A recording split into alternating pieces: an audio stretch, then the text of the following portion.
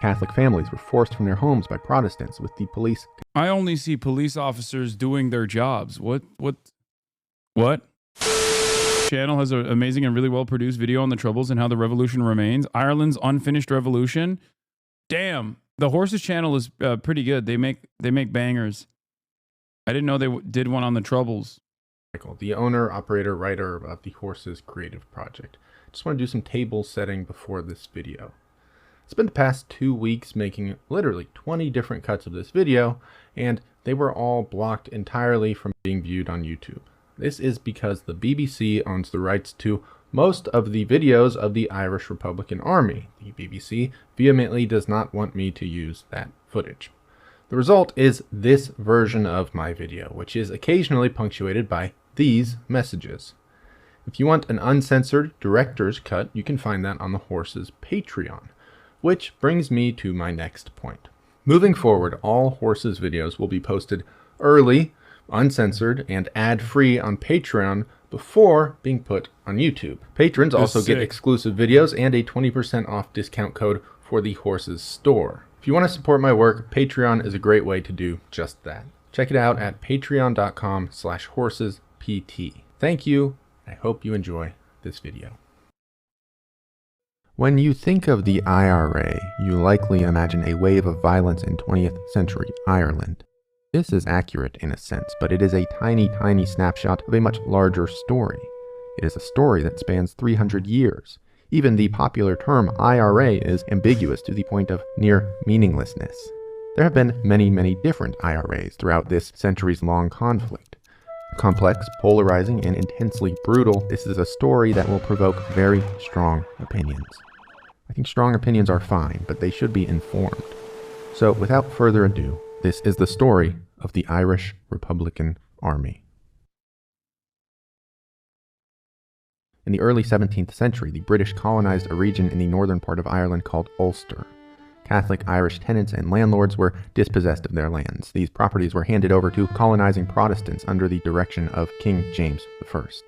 And so began the harsh division of Protestants and Catholics in Ireland. This fighting went on for almost 2 centuries. It was bloody and brutal. As things continued, the English emerged quite victorious in their oppression and exploitation of the Irish people. But then, in 1791, a man named Wolfe Tone arrived to the picture. Tone, along with a group of fellow Irishmen, believed that the country should put aside its religious differences and unite against its common enemy, the invading British forces. Tone published a pamphlet advocating for this idea, titled An Argument on Behalf of the Catholics in Ireland. This pamphlet was enormously successful, and after its circulation, societies of United Irishmen began to appear in Ireland's largest cities. These societies sought a complete reform of the legislature, wanting instead a new system of governance based on political and religious liberty. Within Tone's efforts, we have perhaps the genesis of the first IRA. In 1795, he and some of his fellow United Irishmen proudly declared that they would never stop until they had driven the English from Ireland, until Ireland was a free country. In 1798, Tone led a revolt against the English establishment, which ended in defeat and his own death. His revolt had failed, and with it, England sought to stamp out the Irish independence movement with finality. They did this with the Act of Union in 1800, which destroyed the Irish Parliament entirely. Ireland could no longer legislate for itself in any way. Irish trade and industry were discriminated against and stifled in the interests of the British.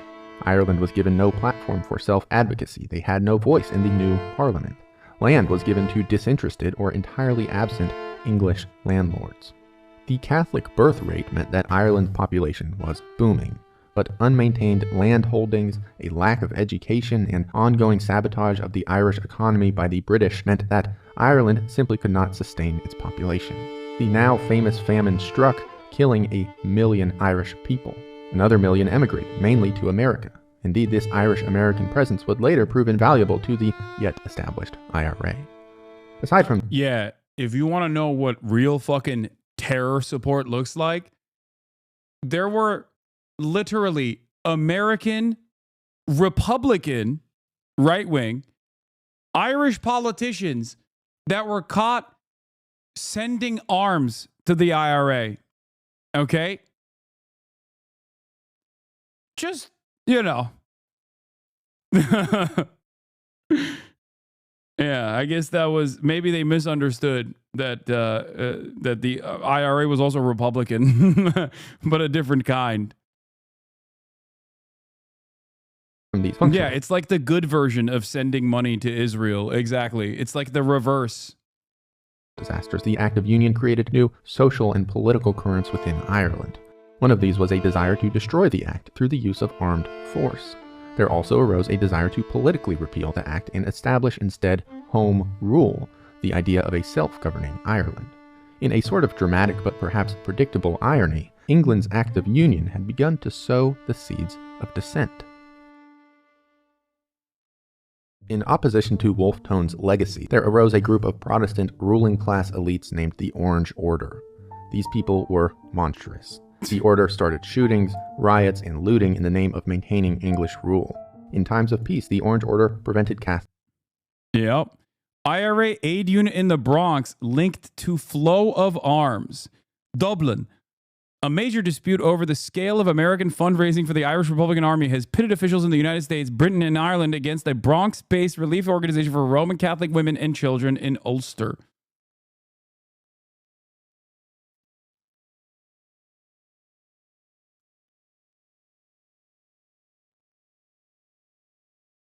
This video just moved past the famine without even addressing that it was a genocidal intentional starvation. Yeah, I think they definitely didn't go hard enough.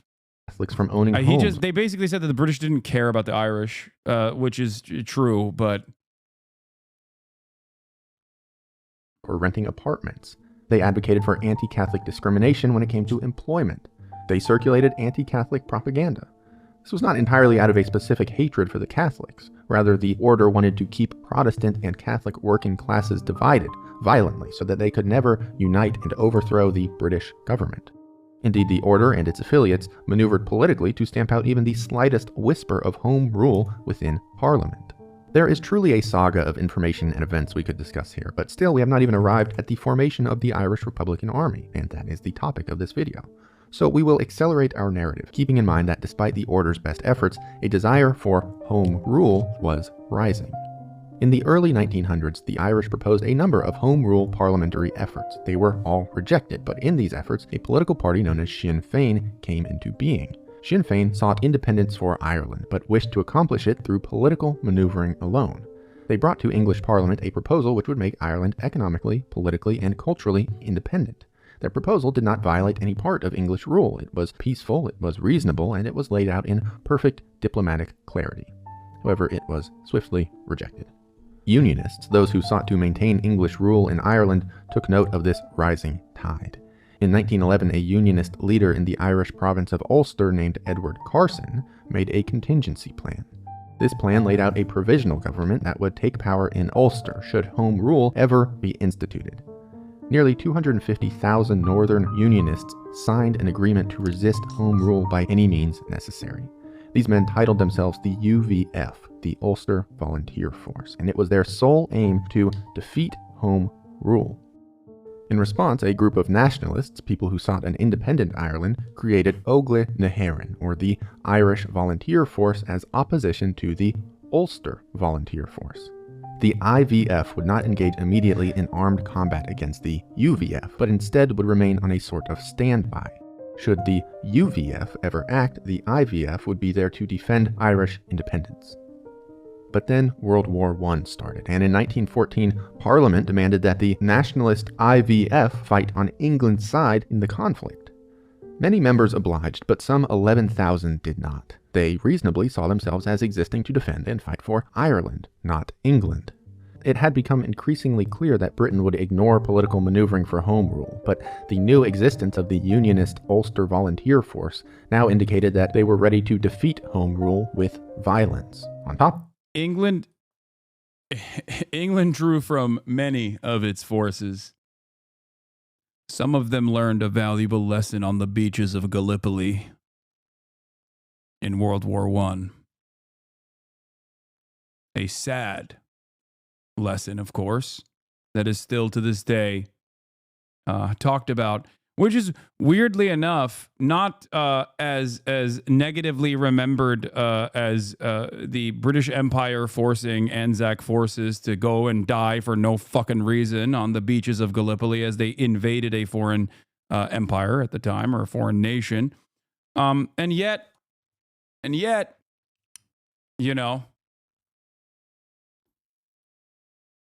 it should be the case. They should be very mad at the British for pushing them to do that.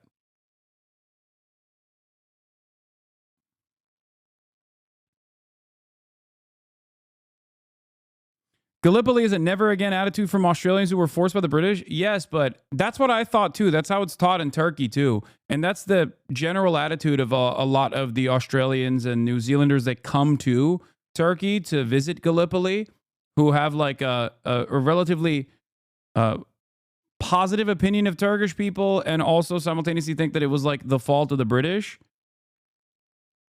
But they also, from what I understand, it's broadly the opposite, where they think like, no, those were brave veteran heroes and we're not mad at the English. You know? On top of this, the Crown now demanded that Irish nationalists fight for England. This was simply unthinkable. So, fed up with the continued failure of peaceful action, the nationalist IVF planned an armed uprising to occur on Easter Monday, 1916. On that day, an assembly of Irish nationalists moved into Dublin. They occupied the General Post Office and other important government buildings. These men demanded a free Ireland, proclaiming essentially... You gotta explain to Americans what the fuck you're talking about. During World War I, the British government forced the Anzac forces comprised of New Zealanders and Australians, to go and fight their battles, specifically in Gallipoli, Çanakkale, which is a part of Turkey. They stormed the beaches of Çanakkale, where the Ottoman forces, Turkish forces at the time, put up an incredibly strong defense and essentially murdered a shit ton. Well, not murdered, but like, you know, just ripped through it. It's like, it almost is like if D-Day was unsuccessful, except the Turks in this instance were not obviously Nazis or in the wrong. It was World War I. It was state against state violence. And the Turks were on the wrong side, let's say, the side that lost inevitably. A lesson that they luckily learned when they said they're not involving themselves in World War II. Turks in World War I were Nazis? Well, I guess that's true. Turks did do, at the time, the Armenian genocide. So there is that part of the equation. But in terms of like state versus state violence, it's not. World War I is a little bit different than World War II, I would say.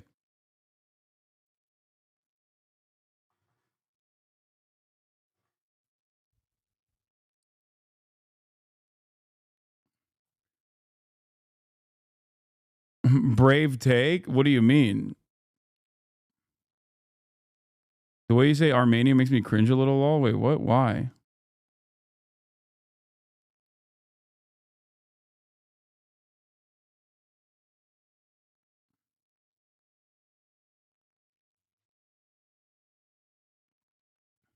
A secession from England. The IVF declared the Irish Republic as a sovereign independent state which would guarantee religious, civil, and equal rights to all of its citizens. Their statement also noted the invading English government had intentionally fostered a culture of religious differences in Ireland, but the Irish Republic would not support religious prosecution or sectarian conflict. They did not care if you were Protestant or Catholic. To the newly formed republic, you were just Irish. The IVF were over 1,000 strong, but England dispatched her own forces to crush the insurrection. One witness described the Easter Rising. The sound of artillery, of rifles, machine guns, grenades, did not cease even for a moment. From my window I saw a red flare that crept to the sky and stole over it and remained there, glaring. The smoke reached from the ground to the clouds, and I could see great red sparks go soaring to enormous heights, while always, in the calm air, hour after hour, there was the buzzing and rattling and thudding of guns. But for the guns, silence. Hundreds died at the Easter Rising. The British quite effectively squashed the rebellion. But the event changed Ireland forever. It is impossible to overstate the significance of the Easter Rising within Irish and IRA history. The Rising created a firm, indelible stamp of Irish republicanism. 7 men had signed the IVF Declaration of Independence. England executed them without mercy. In one instance, they strapped a disabled man, unable to stand, into a chair so that he could be shot in the head. Each day, the British carried out a couple of executions, and news traveled around the country. There had always been a widespread but tepid disdain for the British. The excitement of the Easter Rising had galvanized and even transmuted this sentiment into something profoundly more aggressive. Thousands of young men across the nation were suddenly awakened to the Irish Republican cause. The Rising and all the Irish infighting had been about Britain's occupation, but also about how to solve the issue. Some people believed in political action, while others wanted to be more forceful. The violence of the Easter Rising and resulting executions destroyed almost any interest in parliamentary political reform. The peaceful approach had been wholly ineffective and was now, in the wake of those events, inappropriate. After the rebellion, everyone seemed to agree. Aggressive, violent action was the only way forward. The Irish Revolution had begun. Membership in Irish Republican groups now meant extremely violent anti-British activity in preparation for an upcoming war. Nationalists tried to obtain arms by raiding civilians as well as English armories. There were violent confrontations between nationalists and British soldiers. In response, the Crown likewise raided homes and imprisoned Republicans at an unprecedented rate. This, of course, only served to militarize and galvanize the Republican movement. Indeed, prisons became something of a breeding ground for anti-British sentiment. The British government and its forces was being increasingly seen as hostile.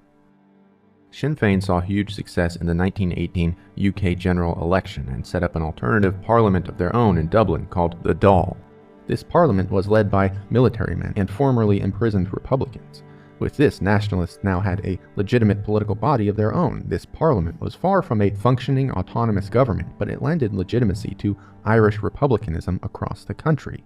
Its forming was essentially a sort of propaganda. In the years that followed, the paramilitary wing of this parliament were known as volunteers.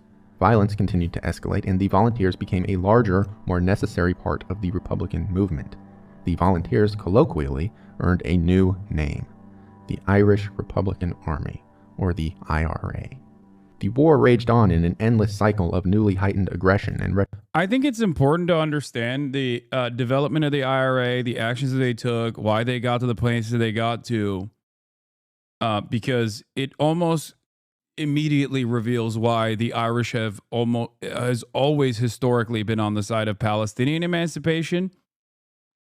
I don't know if this video will feature that at all, but you very quickly understand why Irish people are considered based or whatever the fuck by leftists in general, and also why Irish people have historically been against colonial occupation, no matter where it is, and have been on the right side of history.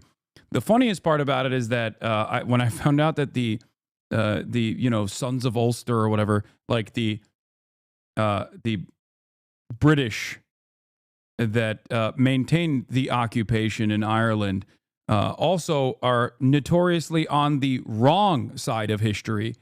Like, they literally will have all, if you're in Ireland and you see all of the bad flags in a row, the Confederate flag, the Israeli flag, side by side with the British flag, just know that, you're in dangerous territory. Retribution. The British could not overcome the widespread Republican support and would never grant Ireland independence anyways. Meanwhile, the Republicans were not remotely close to victory and would certainly run out of resources eventually. All signs were pointing towards a stalemate. Talks of a peace treaty began. Eventually, the groups produced the 1921 treaty. This partitioned Ireland into 2 distinct states, Northern Ireland and the Irish Free State. Yeah, and the apartheid South African flag, they're just all historically on the wrong side of history. The Irish and the IRA historically on the right side of history. Those who oppose them historically on the wrong side of history. Was made largely of Republican-led counties, but it had limited autonomy and it was to be included in the British Commonwealth. Furthermore, the Dáil would be destroyed and the country would be led... And NA aren't? Do you think I would disagree with you? In terms of North America, like the American government? No, I agree. We are the death dealers. We are usually often on the wrong side of history, Led by a British governor, with the very important and notable exception of World War II. general. Altogether, the treaty was quite antithetical to the Republican cause. Supporting IRA puts you on the right side of history. Lamau, that is one of the takes of all time. I am going to once again reiterate the position that I have maintained for a very long time. If you don't want any IRA activity, there's a very cool solution, okay? It's called Don't Occupy Ireland. That's what it's called. It's a very easy solution, okay? Oh, you don't like that the ANC is engaging in violent actions? Don't do an apartheid. Oh no, Hamas is a violent fundamentalist group. They're doing a lot of violence. It's like, don't do apartheid and genocide. Because people will always, whatever you call them, people will always have the righteous moral goal of emancipation, no matter what. It is the most understandable human position. Okay? That's it. Yeah, he touched my boot while I was stepping on his throat. How violent.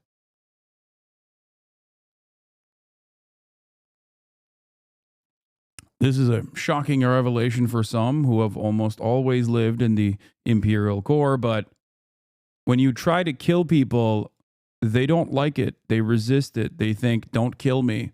And at first they'll say, please don't kill me. And then inevitably, when they realize that you're going to keep killing them, they rise up in arms.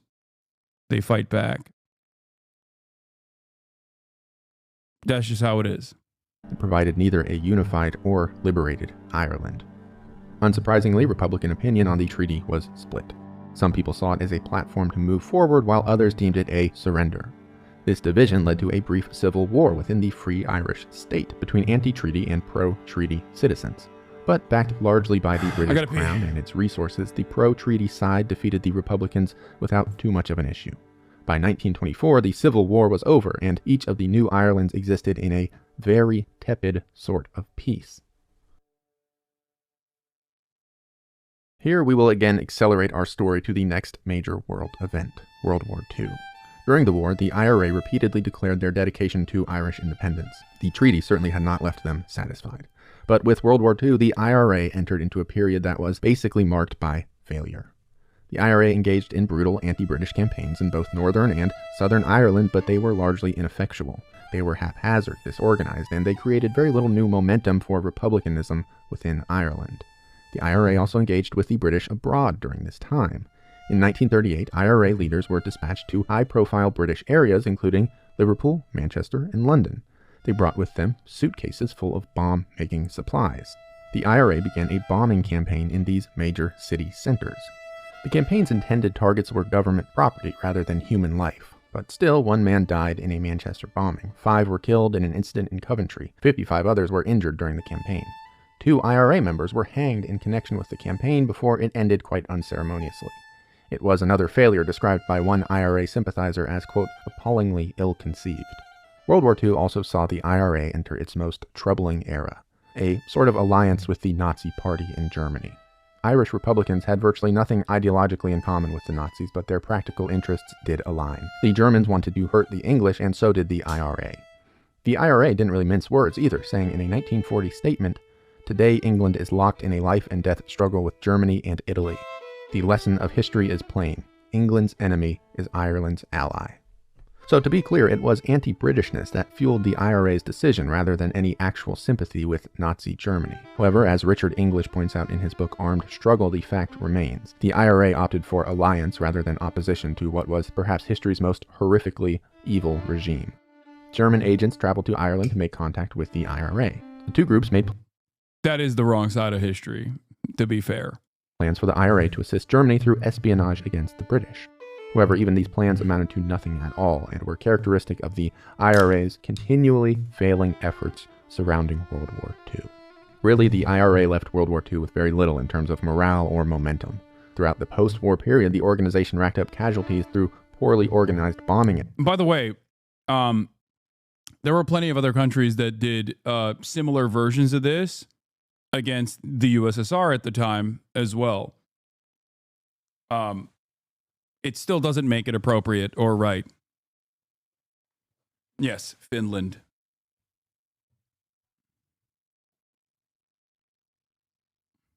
Efforts while achieving almost nothing in terms of their Republican goals.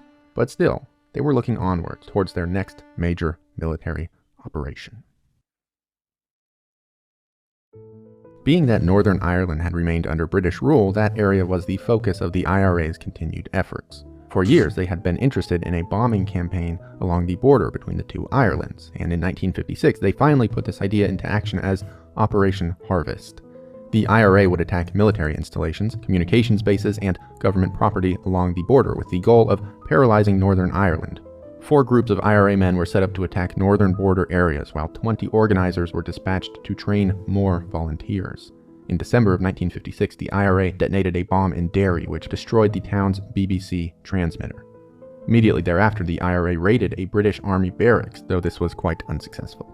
In response to these incidents, Northern Ireland's Prime Minister introduced internment, the process of jailing Republicans without trial.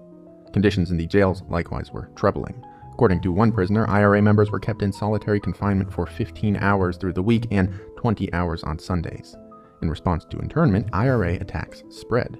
In that same month, 4 bombs exploded outside of a police station. 2 weeks later, the IRA attacked another police station in the same county.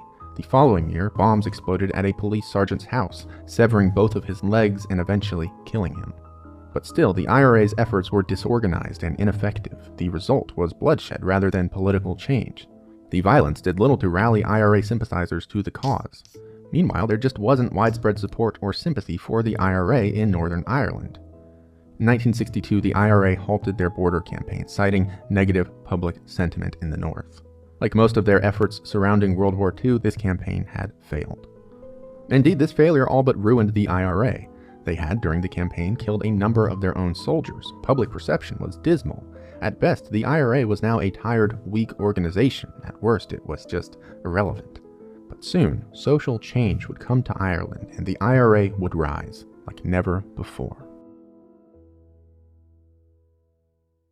With the IRA in a woeful state, a change of leadership was in order. So a man named Cathal Golding was assigned as its new chief of staff. Golding was a near-iconic figure. He was attractive, charming, and eccentric. The radical ideas he held were packaged up in a rather enjoyable aesthetic experience. Golding brought with him a significant ideological shift. For one thing, while he did endorse violence when necessary, Golding did not see violence as the route one path to achieving the IRA's goals. Rather, he wished to embark on a more political quest. Cathal was a pretty hardline Marxist. His understanding of the Irish Republican movement was class-based, saying, "The class that always plays the leading role in any national liberation struggle is the working class, the people of no property, the landless people, the industrial workers in the city, and the very small peasant farmer. These are the people who have traditionally supported the national liberation movements in Ireland all through the centuries. Rich people were never interested in national liberation. They are already liberated." These were not new ideas to the IRA, who had traditionally been vaguely socialist in nature. Cathal was continuously unapologetic about his leftist sensibilities as he pushed the organization further in this direction. We have been accused of Beginning to feel like this is these guys are some real radical terrorists. I thought they were just like liberal, I'm pro-Democratic Party kind of guys. What's happening here? I don't really like what they're talking about. Okay, hold on now. Of being to the left, but if that means seeking an end to partition, to the exploitation of our people, and placing them in the position of masters of their destiny rather than slaves of a capitalist economy, then we are to the left. Under his leadership, the IRA shifted its efforts from military training to political action. Golding's council altered Sinn Féin's constitution to include a socialist republic as the final goal of the IRA. Around this time, radical Republican groups began to appear across Ireland. These groups were activist organizations that engaged in debate, discussion, and public education. Called the Wolf Tone Societies, they built on past socialist sympathies within the IRA to move the organization forward into a new era. Cathal was influenced by and involved with the Wolf Tone Societies. He believed that the partitioning of Ireland was a result of artificial prejudice. The Protestant Anglican government encouraged division between Catholics and Protestants so that the country could not unite and overcome Britain. The route to change for Golding was then in civil rights, the uniting of working-class Protestants and Catholics. One IRA leader described this new strategy well when he asked, "How can unionism possibly survive when Protestant and Catholic are no longer at one another's throats, when discrimination has been dealt a body blow?" And so, in 1966, the Wolfe Tone Societies and their IRA members began a civil rights campaign in Northern Ireland to end discrimination against Catholics. These societies believed they could unify the working classes of Protestants and Catholics. The campaign spread quickly, and there emerged a genuine civil rights movement, one far beyond anything the IRA was controlling or leading. Unfortunately, this movement did not cause unification, quite the opposite. Catholics had been experiencing discrimination for centuries, so the demand for equality mostly came as a demand for Protestants to change their ways rather than one of national unity or mutual action. Loyalists and Protestants saw the movement as a Catholic Republican one that was attacking their identity, so it only caused more division within Ireland. This all came to a tipping point on October 5th in Derry.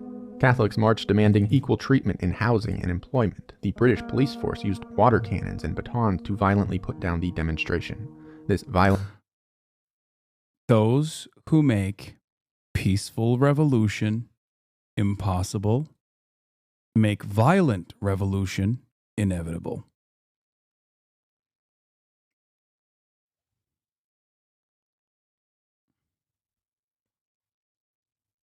JFK said that, by the way. Another Catholic man. Violent attack against civil rights activists was seen not just around Ireland, but around the world. The images were striking. There were uniformed police officers violently brutalizing peaceful demonstrators to deny the most basic human rights.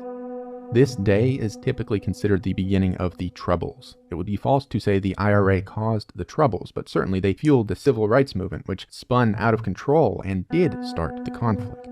It was and is the most painful sort of irony. In their genuine, well-intentioned efforts to unify the country, the IRA had fractured it like never before. For months, there emerged a pattern of police-on-Catholic violence throughout major Irish cities. The police could no longer contain the chaos and requested British troops be deployed to Ireland. Indeed, they were. During a bloody month of August, the IRA clashed with British forces time and time again. Catholic families were forced from their homes by Protestants, with the police... I only see police officers doing their jobs. What?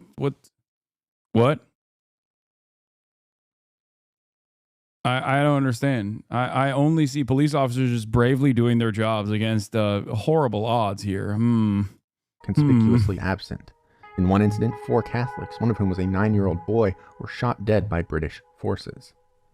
As an American, that's the job of the police, to be fair. That is what the police does. Members bombed police stations and returned fire, but they were up against a force that was profoundly more capable than themselves.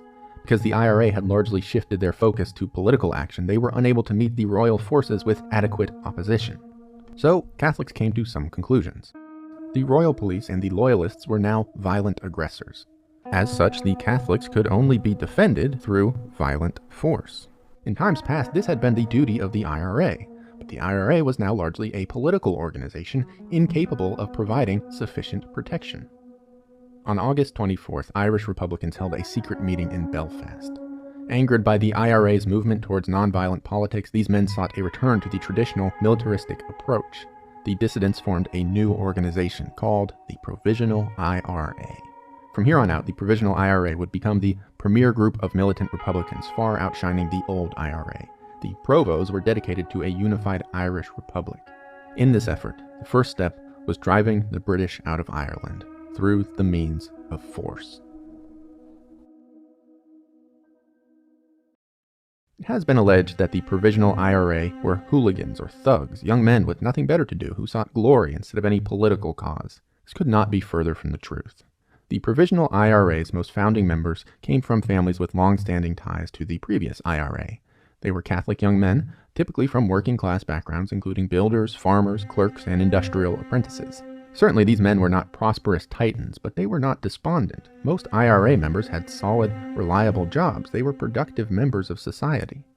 Authorities have often attempted to paint the IRA as criminals, but records and independent studies indicate Provos had no particular inclination towards crime.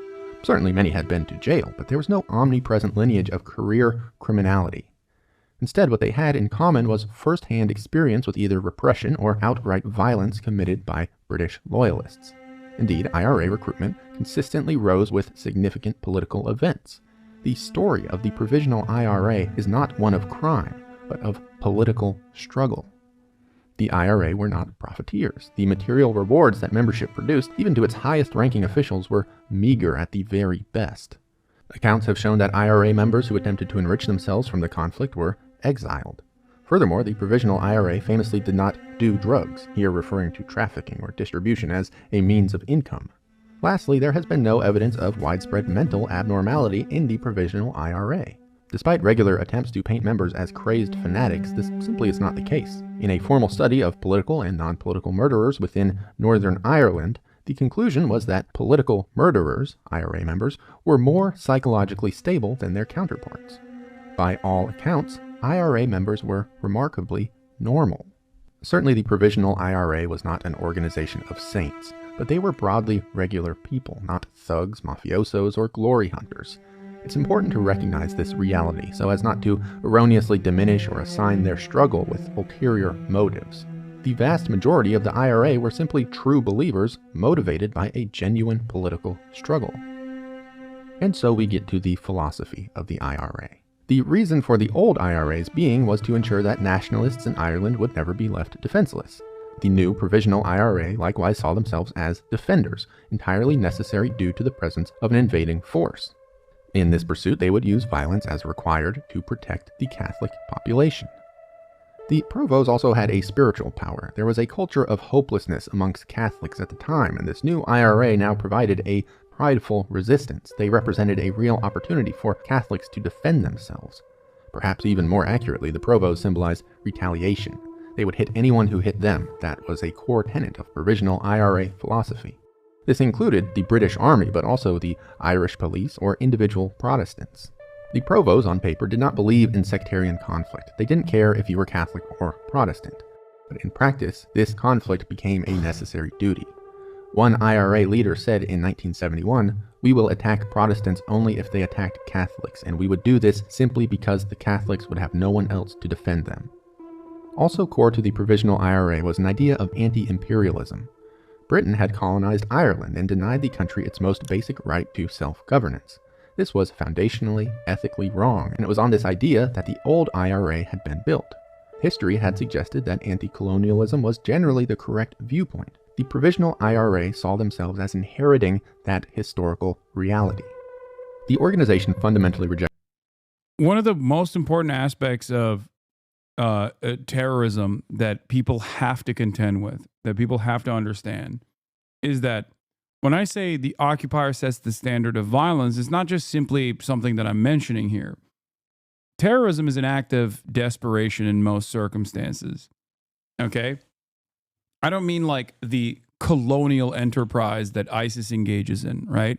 I mean terrorism like the ANC or the Algerian defense or the IRA in this circumstance. Like, those acts of terrorism are done towards an infinitely more powerful enemy that is dominating every facet of your existence.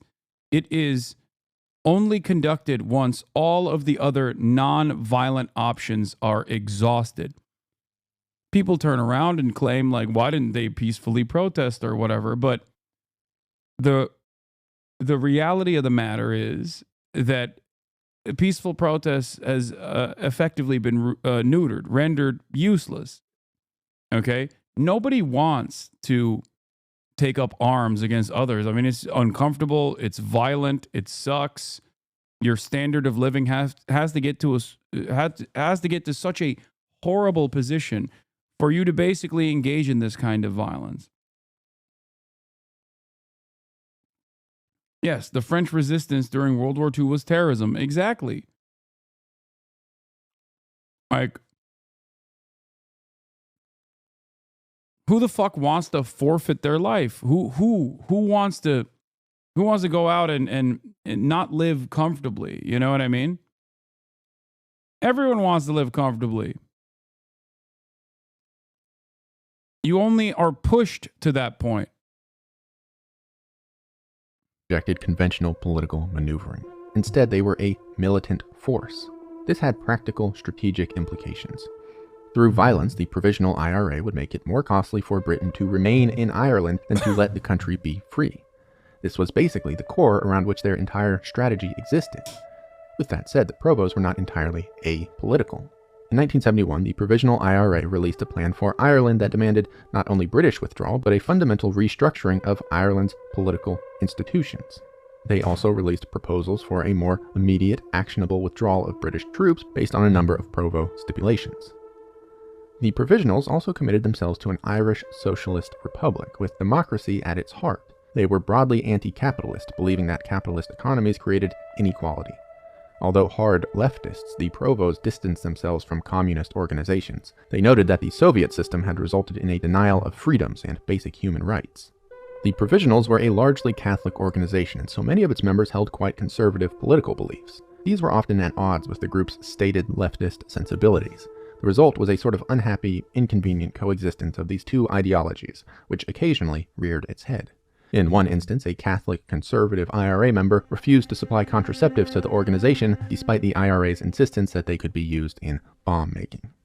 All of this existed within a tightly defined structure. The Provos were led by a 7-person Army Council, who were chosen by a 12-person Army Executive, who was in turn elected by a General Army Convention. There was also Sinn Féin, which now existed as the Provos' political counterpart. These two organizations were separate. The Provisional IRA was a military endeavor, where Sinn Féin was a political party, but membership between the two saw significant overlap. The Provisional IRA was far outgunned by the British, who were more capable in almost every technical capacity. So the Republicans engaged exclusively in urban guerrilla warfare. They famously brought the concept of the car bomb into the zeitgeist. IRA violence took many other forms too. These included assassinations, shooting sprees, kneecappings, sniper fire, riots, and ambushes. Of course, to do any of this, the organization needed resources, mainly weapons and financing. For both of these things, the IRA often looked abroad, to the USA. This turned out to be, perhaps unsurprisingly, a good decision. A man named George Harrison was born in Ireland in 1915. During his 20-odd years of living in Ireland, Harrison had indeed come to sympathize with the left-wing elements of the Republican movement, and that never quite slowed down. In 1938, he emigrated to America, where he held a passion for 3 things: socialism, Irish republicanism, and firearms. As a trade union activist, Harrison also had access to a network of international trading infrastructures. Harrison and a few of his comrades in America entered into a trade agreement with the IRA. They would purchase guns from one of their contacts and then ship the weapons to Ireland. Most notably, Harrison moved hundreds of light, powerful, and collapsible Armalite rifles into the hands of the IRA. These specific guns would later become a sort of icon of armed Irish republicanism. Oh yeah. After a couple years' work by Harrison and other gun smugglers, the IRA was remarkably well equipped. Harrison expressed only pride, later saying, "I sent thousands of guns to Ireland, and I'd do it again tomorrow. I'm only sorry I didn't send more." Along with guns, America provided the Provisional IRA with a great supply of money. A group called NORAID, the Irish Northern Aid Committee in New York, was established to raise funds for the Provos, and they did that quite effectively. The Irish-American population was more than happy to chip in. Of course, financing also came from within Ireland. The Provisional IRA ran a number of legitimate businesses, including taxi services, brothels, pubs, and security firms. These were all strictly clandestine in nature, so today details are elusive. The Provos also had links to a number of less than savory income sources. Think bank robberies, hostage payments, heists, and extortion rackets. Again though, the IRA's accounting is not now, nor has it ever been, an open book. So all of this must be assigned to the world of rumor, theory, and speculation. Here I think the phrase show don't tell is coming to mind.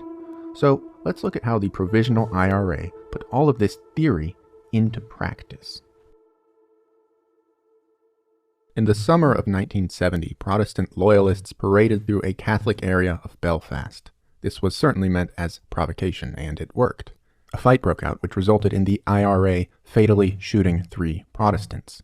News traveled to another area in Belfast called Short Strand. There, Catholics lived in a ghetto, dangerously close to Protestants. Anticipating trouble, the IRA took up arms in preparation for a possible Protestant attack in Short Strand.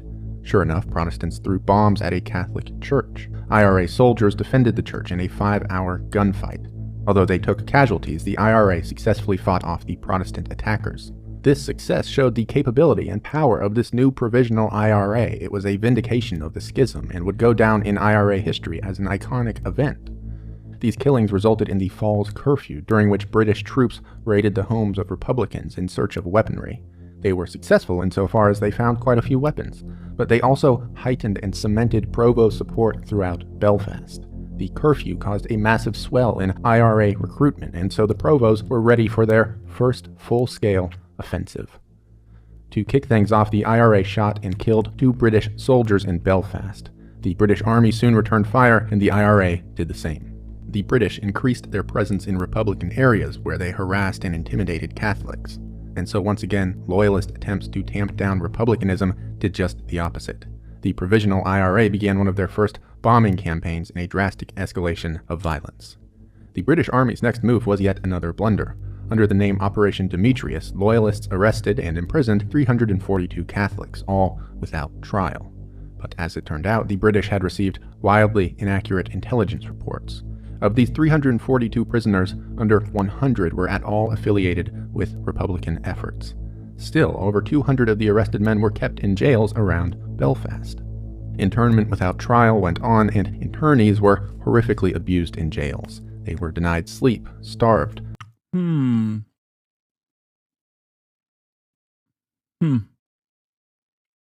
that remind you of anything? Like in modern society? Dehydrated and tortured. This whole issue was well publicized in Catholic circles, and once again the British had strengthened resistance to their own presence.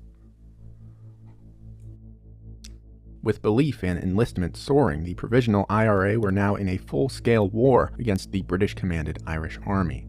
In 1971, the Army killed 9 IRA members and 33 civilians. The IRA, meanwhile, killed 56 members of the opposition.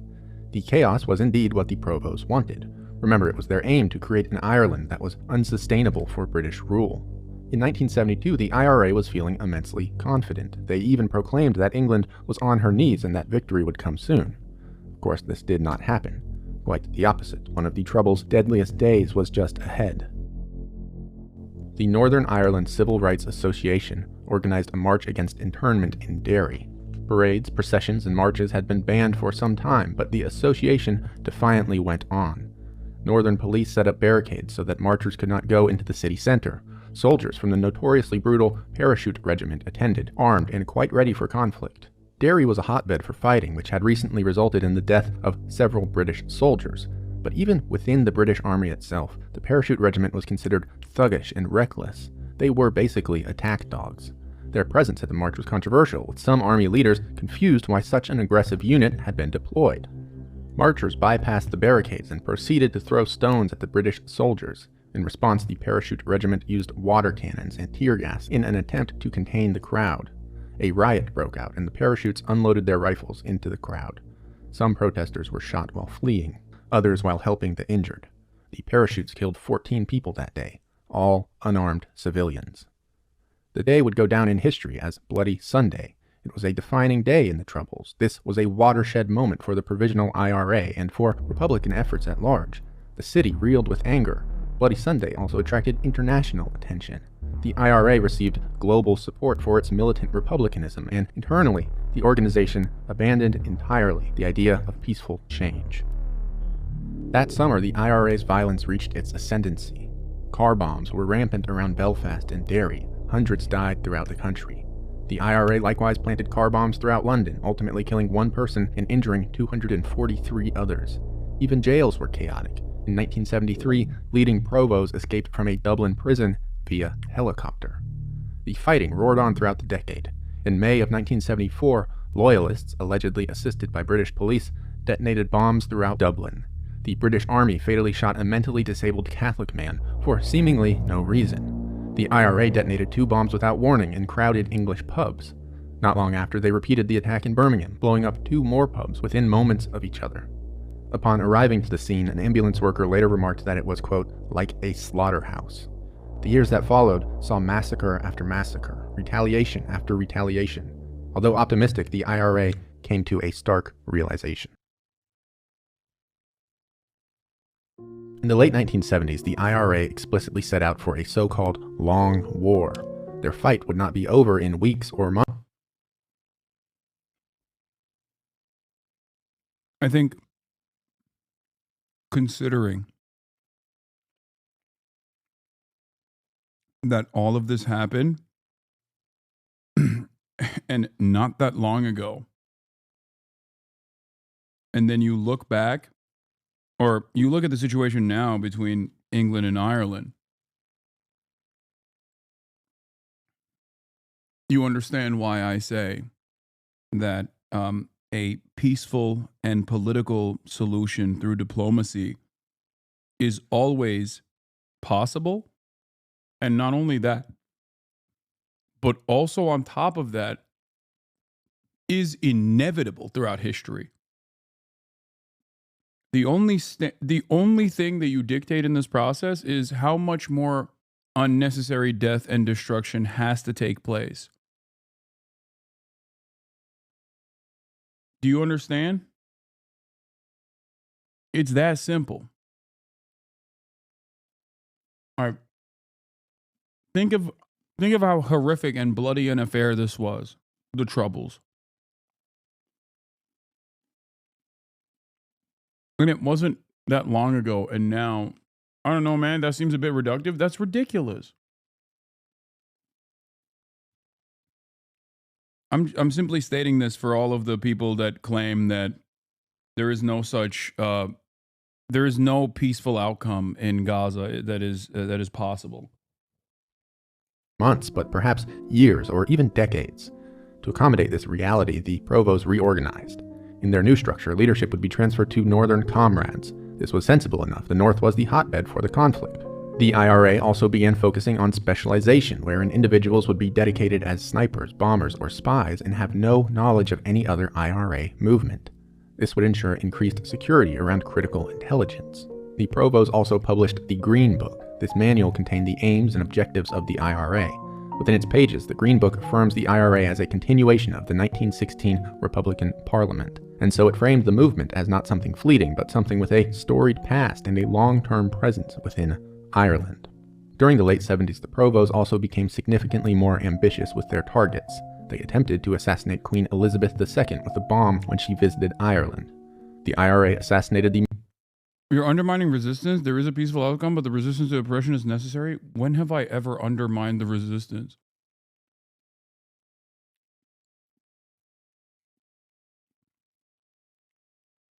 I'm literally watching a pro-IRA video after spending the past 2 hours talking about how the designation of terrorism is ridiculous and oftentimes applied falsely to present those who have a moral cause, a cause that is just, whether it be Palestinian emancipation or Irish unification, against horrendous amounts of violence that the colonial subjects are put through.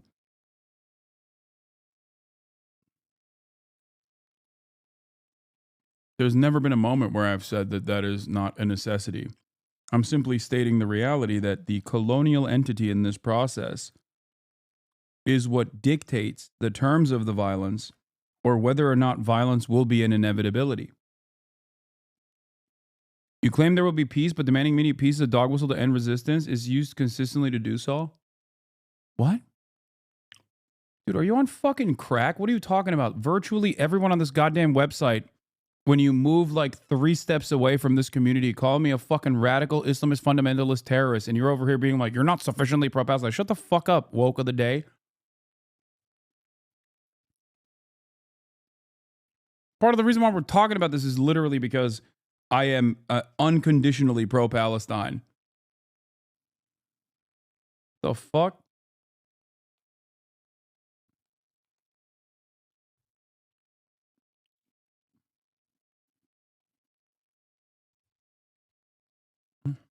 Asking for peace is a colonialist dog whistle. Yeah, dude.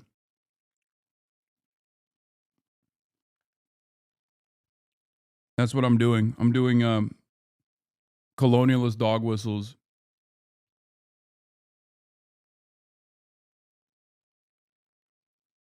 Yeah. Remember when I was like saying stuff like, if Hamas let down their arms, then everyone could be free. Remember when I said that? Famously. If the IRA let down its arms, then everyone could be free. Is what I'm saying. That's my take. I hope that's your primary takeaway from my commentary over this video.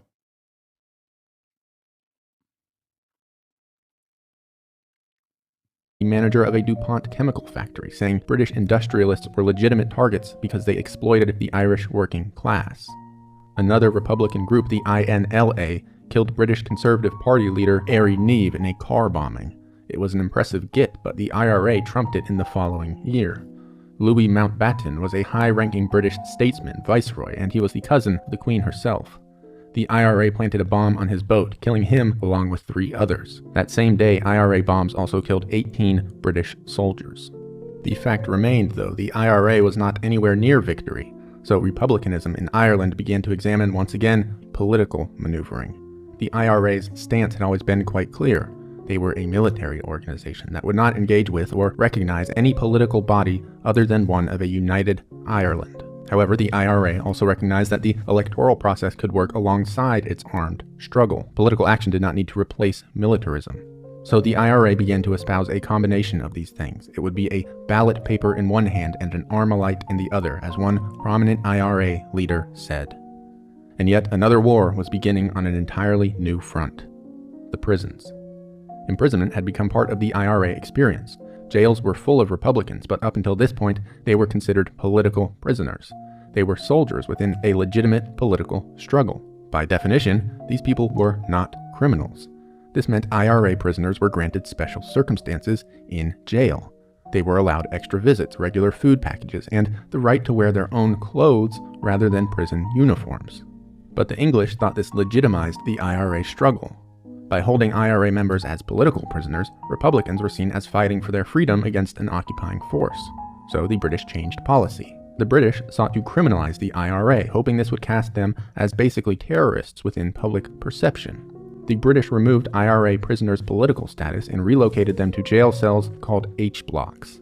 The IRA prison war could be its own essay, its own documentary, so unfortunately we will need to make some generalizations here. Suffice to say, the treatment experienced within the H-blocks was horrific. Prisoners were physically and mentally abused. The cells were infested with cockroaches and mice. Scabies ran rampant among Republican prisoners. A later report concluded that H-block treatment, quote, constituted cruel, inhuman, and degrading punishment within the UN General Assembly's 1975 definition of torture. And indeed, in 1978, the British government would be found guilty of, quote, cruel, degrading, and inhuman treatment by the European Court of Human Rights. But at the time, IRA members showed admirable insubordination. They began a series of prison strikes. Remember, a tale as old as time itself. You can make anything illegal, okay?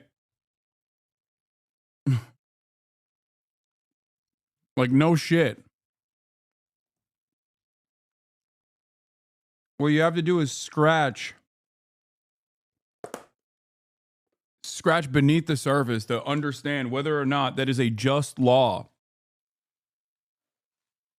or one that is specifically designed to reassert colonial rule.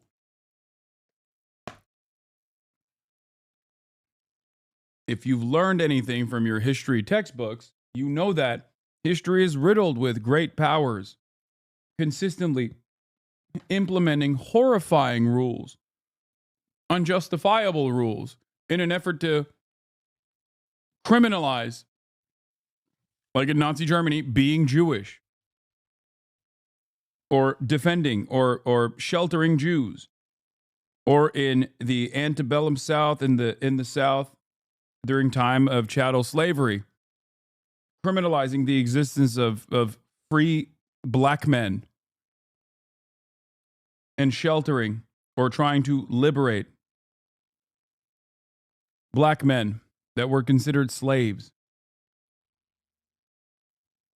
Okay?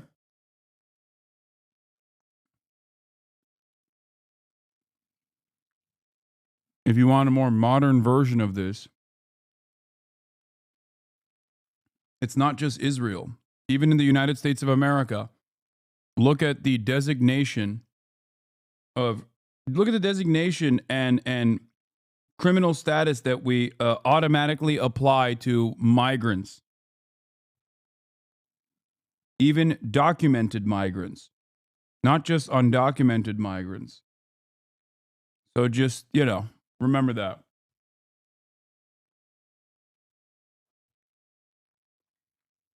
Republicans refused to wear prison uniforms, so the British forced the IRA to live naked in jail. In response, IRA prisoners started a no-wash policy, which was just as horrifically grimy as the name implies. As a result, these men lived in cells coated in urine and feces and infested with maggots. Other prisoners began now famous hunger strikes. Eventually, 10 prisoners starved to death, among them the now famous Bobby Sands. Members outside of the prisons often disapproved of the strikes or took only a reserved interest in them. Republicanism was beginning to shift in a more political direction, and many thought these strikes would distract from that change. In fact, the opposite proved to be true. The prison wars attracted international attention and embarrassment to English Prime Minister Margaret Thatcher. She was said to have Irish blood on her hands. Within Ireland, the strikes galvanized support for the Republican cause, especially amongst those who had hitherto remained quite ambivalent. The political counterpart to the IRA, Sinn Féin, enjoyed a swell of membership, legitimization, and forward progress on the backs of the strikes. The party became even more closely interwoven with the IRA, and within this context, the Republican movement went into a sort of political maturation. For the IRA, this happened largely within prison walls. Prisoners began to read and study the theories of Marx and Lenin, which provided a sort of framework for IRA political action. They also studied the Irish language and Irish history, which enabled members to strengthen their own political and cultural identities. Self-education became a core tenet of the IRA, and many members left jail more learned than their militant brothers who had remained in the field. Meanwhile, Sinn Féin abandoned the policy of election abstentionism. They then had modest success in elections and earned a small foothold in the formal governments of both Northern and Southern Ireland. However, this did not mean that violence was off the table. W reading. Around this time, one notable IRA leader said, if Sinn Féin were to win every election it contested, it would still not get an agreement on British withdrawal. We recognize that only disciplined revolutionary armed struggle by the IRA will end British rule. In 1983, See, these are the motherfuckers that read too much, okay? I mean, they weren't wrong, but IRA shot and killed a Unionist lecturer at Queen's University in Belfast. The next year, they attacked a Conservative Party conference in Brighton. Prime Minister Margaret Thatcher, who was present at the conference, was the primary target. The IRA planted a Semtex bomb at the... Remember we went to the site of the bombing when I was in Brighton? Both a beautiful sight to behold, but also a unfortunate tragedy that they missed. The conference hotel set to explode during the event. The bomb detonated and killed 5 conference members, but Thatcher escaped alive. In fact, the IRA only expanded its bombing targets during this time. In an announcement, the group declared that any contractors, builders, or buildings associated with the Royal Police Force were now legitimate targets. The killing raged on, taking the lives of not only Unionists, but IRA members themselves. The IRA mistakenly killed a number of Protestant civilians, though this proved to be a disastrous misstep. It heightened tensions and did very little to help the Republican cause amongst Protestant Irish. Increasingly, there was a feeling that the IRA was targeting Protestants, whether they were Unionists or not. Repeated, accidental civilian death ensured that, for all practical purposes, no one was safe. Combine this with a decreasing efficacy of IRA violence, and the tide was turning against militant republicanism in the late 80s. The use of force seemed unable to produce a unified Ireland, so the Republican movement continued to take a more political shape. After the Conservative MP Ian Gow was killed by the IRA in 1990, the Loyalist side was also losing their faith in their ability to secure military victory, and so the British government sent a representative to meet with Sinn Féin in an effort to begin peace talks. This was not anything entirely new, but the amount of violence was now appearing untenable to both sides of the conflict. The result was a Christmas ceasefire at the end of 1990. The IRA halted violent action, but still left it as an option. Sinn Féin President Gerry Adams said, "When you have an occupation force, Sinn Féin believes people have the right to engage in armed resistance." Around this stage, I was in a car that was hit with a firebomb. That's crazy.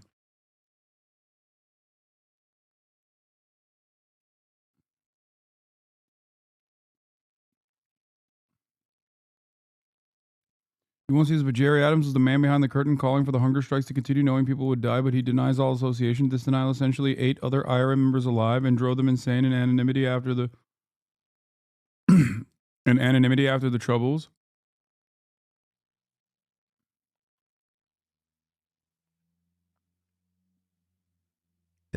That is our political opinion.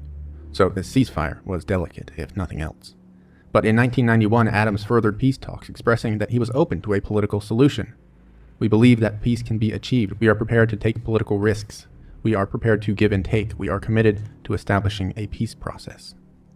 These talks dragged on for years, but it became clear that the British government had perhaps dastardly intentions. As a condition for further dialogue, the British demanded a surrender from the IRA. This incredible demand destroyed all progress. And so the early 90s saw more violence from the IRA as they continued to bomb and assassinate key targets. Despite this, Sinn Féin was still engaging in a long, arduous political strategy. And in 1994, the IRA released a statement that shocked the world. Recognizing the potential of the current situation and in order to enhance the democratic peace process and underline our definitive commitment to its success, the leadership of Ogla Naharan have decided that as of midnight, Wednesday, 31st August, there will be a complete cessation of military operations. All our units have been instructed accordingly.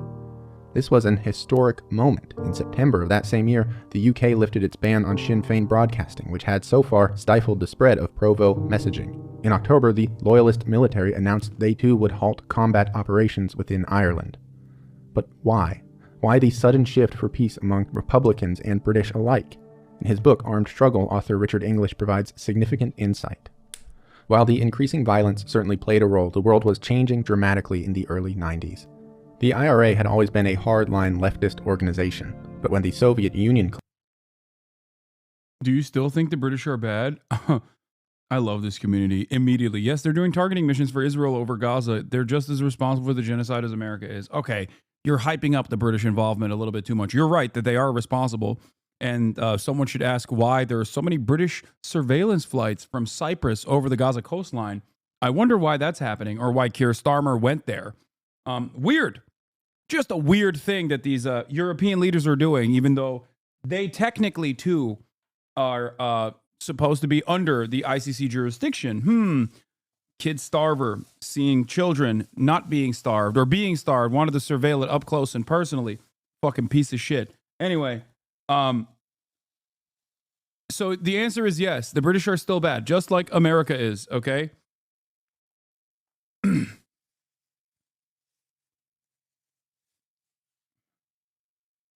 The UK at this point is just basically broke boy America. They're still up to no good. They're still trying to do their own shit. Luckily limited by their, current conditions, I guess, but still trying to make the most. Ugh.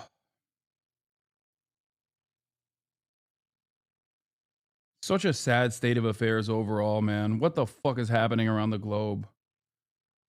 There are wonderful, revolutionary people in all of these countries that I talk about. Even Israel, okay? And the unfortunate reality is that these movements are so utterly stunted.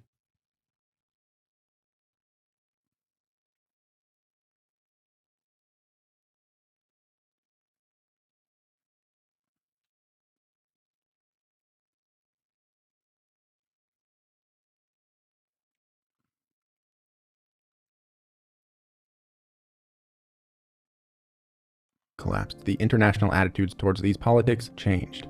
Left-leaning IRA members and Irish citizens both regarded socialism quite differently after the Soviet failure. Across the whole world, the collapse of communism had dealt quite a blow to anti-capitalist sentiment.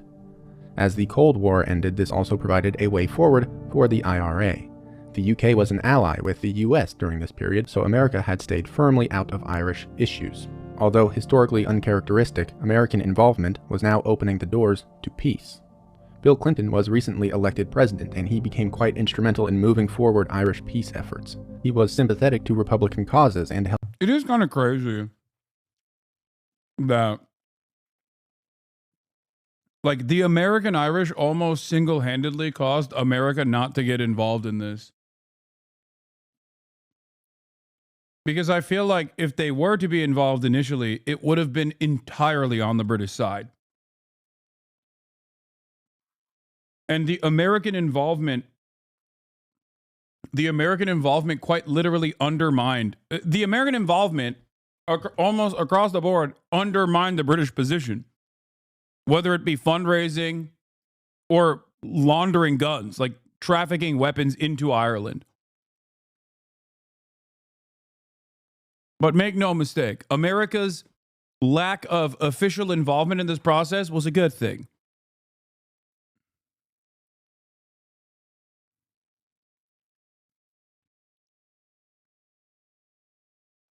It's kind of wild.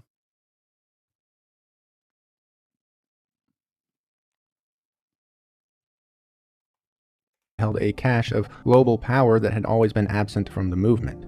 Free from the Cold War, Clinton could act for Ireland in ways that the British would not have appreciated. And he did just that. Clinton opened his doors to militant Republicans, even granting visas to prominent members of the movement. This put international light on the Irish struggle, breaking down barriers between the conflict and the influential Western world. The Irish had been strategically cut off and ghettoized by the British. In opening discussions with the Republicans, Clinton created a sort of counterbalance to the heavy thumb of the British government. The Republicans essentially had America on their side now, more or less mediating the conflict. Diplomacy had now created the European Union, which provided an indication that peaceful talk could indeed unify populations. The European Union also meant that London had a more integrated role within Ireland, rather than the distant one that had previously existed. Of course, we should recognize that Irish Republicans were still an autonomous group. Their own internal issues and developments also pushed them towards peace. Primarily, the war had reached a stalemate. The Irish had been unable to entirely break Britain down as they had originally planned. Furthermore, continuing violence would likely harm the Republican bargaining position. The longer they fought, the worse their reputation became, and the less deference they were allowed in negotiations. Conversely, as things stood, the Republicans could very likely produce positive results, even if those results were not entirely what they wanted. In some ways, the IRA was facing a now or never situation. However, the tone briefly changed when Britain laid out their conditions for peace talks. They called for a complete decommissioning of IRA weapons. To the IRA, this read basically as a demand for surrender, under which the Republicans would admit defeat. They saw it as an act of bad faith, meant only to weaken the movement. Key members of the IRA now believed the British had been using the ceasefire just for that purpose, to stall and weaken Republican efforts. So in 1996, the IRA canceled their agreement of cessation. They detonated bombs in London, and fighting resumed on both sides.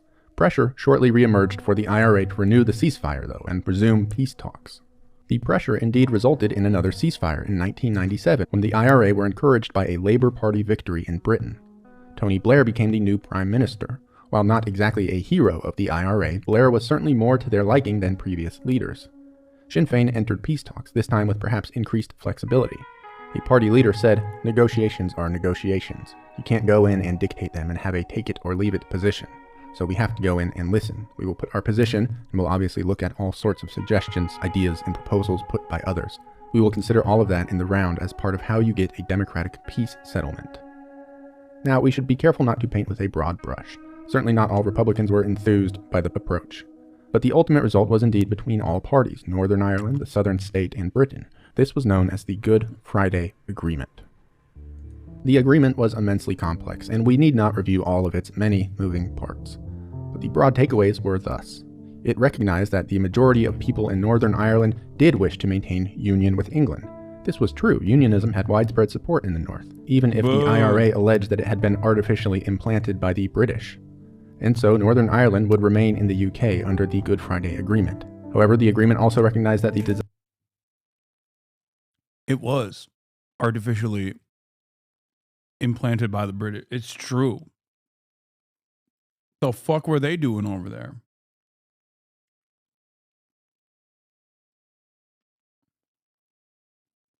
Fucking Protestants, dude. Let me tell you something, okay?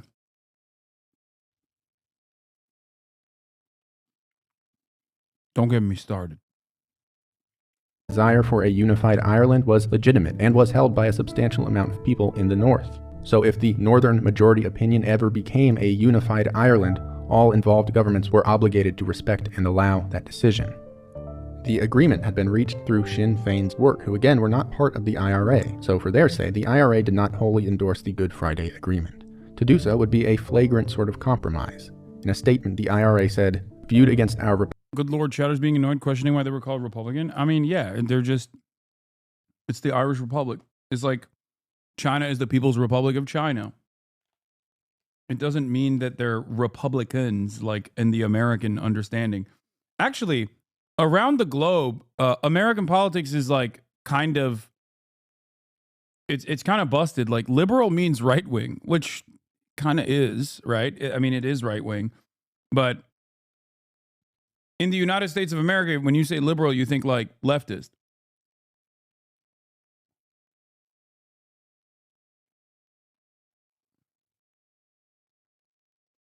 Even the blue versus red is flipped.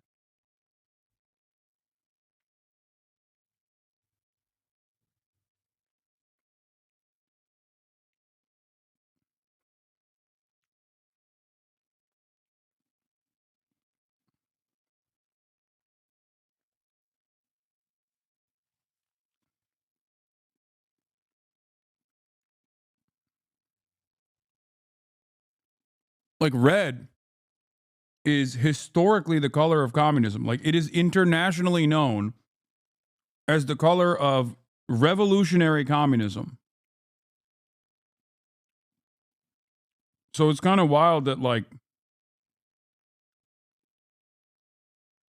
Republicans, the right-wing party, the reactionary party, the fascist party owns red here.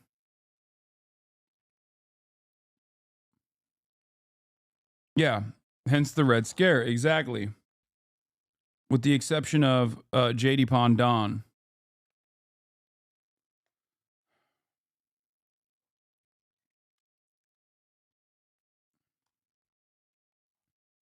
Republican objectives or any democratic analysis, this document clearly falls short of presenting a solid basis for a lasting settlement. J.D. However, Pondon the is Good Friday worthy of the document color does red. mark a significant development. Many IRA members saw the settlement as a peaceful stage on which they could further pursue their goals.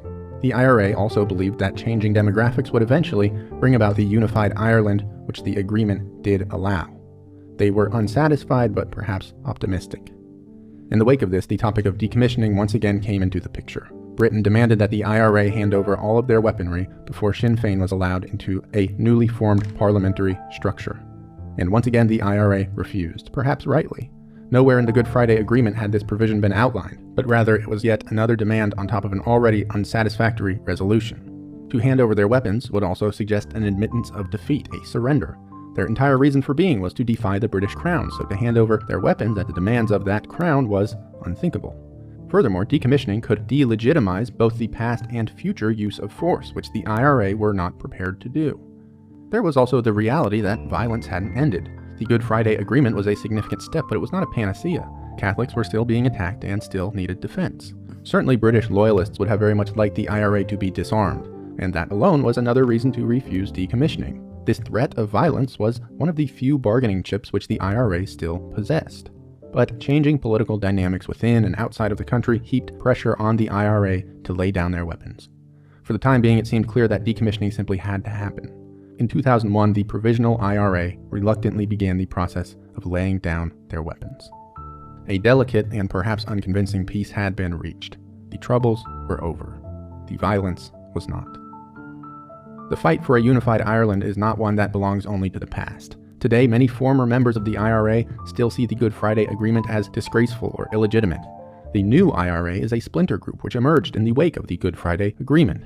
They are remarkably active, having committed numerous acts of violence since their inception in the late 2000s. However, modern Irish republicanism does not only take the form of violence. Today, Sinn Féin is still a political party which enjoys significant support in Ireland without any links to IRA violence. Certainly, party supporters would recognize that it's incorrect to permanently tie violence and Irish republicanism together. In any case, the tale of the IRA is one of political oppression and violence against it. Although a uniquely Irish story, it is built on ideas and fights that continue to appear in our world. The British colonized Ireland, fractured the country, and oppressed its residents for centuries. These invaders were offered, time and time again, peaceful methods of exit. Time and time again, they refused.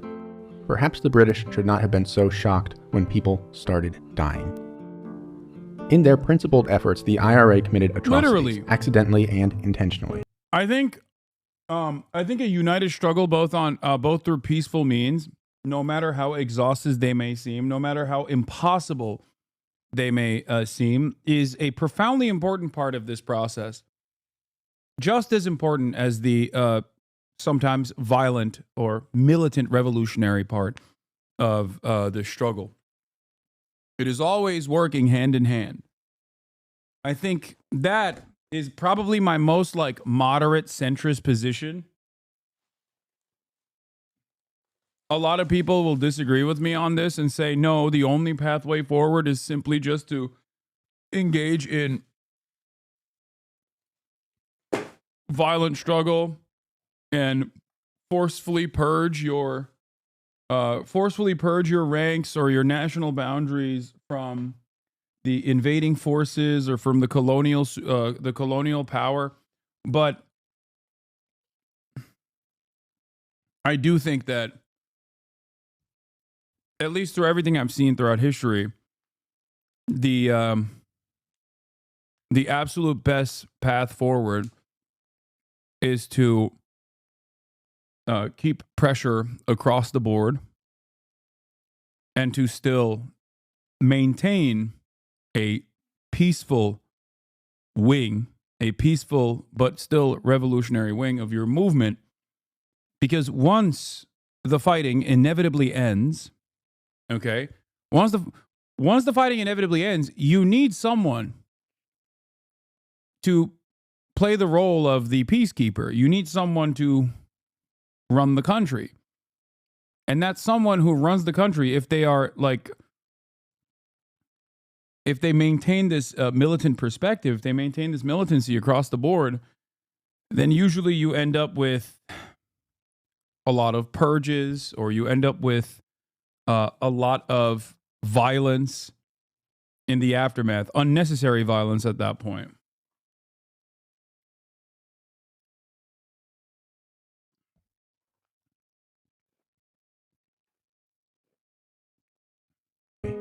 People outside of the country can sit here, far removed from the conflict, and say the IRA should have done this or should not have done that. We can say they should have just stuck with peaceful protest.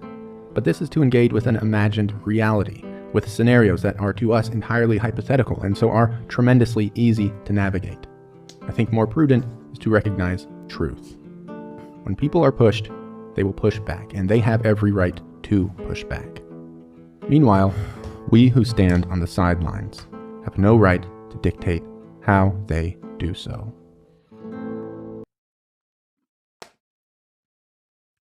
What an interesting and timely documentary from Horses from 11 months ago.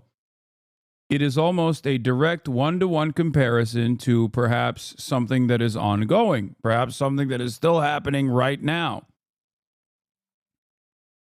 Something that is happening maybe in another country, far, far away from Ireland. A country that, of course, very much is... A country, of course, is very much aligned with the Palestinian cause. Ireland is very much aligned with the Palestinian cause. Just something to think about. We're going to fight their reaction with all of those people to get together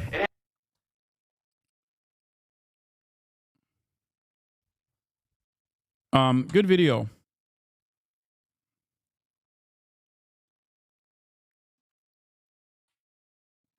All right, let's get to some fucking stupid ass drama.